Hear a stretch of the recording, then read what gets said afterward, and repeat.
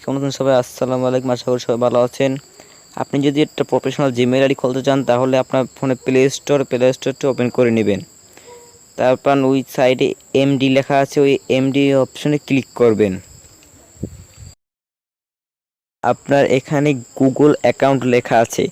আপনার পাশে যে কালো ডটটা আছে ওই যে উপরে, সেই ডটটির উপর আপনি একবার ক্লিক করবেন। ক্লিক করার পর আপনার ফোনে যতগুলো জিমেইল আইডি সব শো করবে। আপনি ওখানে নতুন একটি জিমেইল আইডি খুলতে চান, যার জন্য অ্যান্ড অ্যানাদার অ্যাকাউন্টে ক্লিক করবেন।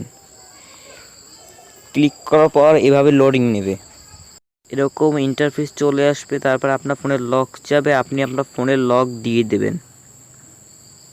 অ্যাকাউন্ট তৈরি করুন, অ্যাকাউন্ট তৈরি ক্লিক করবেন। তাহলে ব্যক্তিগত আর অফিসিয়াল আপনি দেবেন ব্যক্তিগত।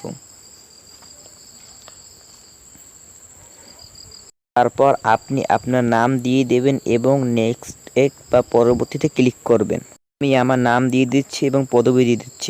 তারপর আপনি আপনার ডেট অফ বার্থ দিয়ে দেবেন, তারপর নেক্সট করে দিবেন। তারপরে ডেট অফ বার্থ দিয়ে নেক্সট করে দিবেন। তারপর এখানে জিমেইল আইডি রয়েছে, আপনি নিজের জন্য জিমেইল আইডি খুলতে পারেন বা ওইখানে দেওয়া আছে সেই জিমেইল আইডি নিতে পারেন।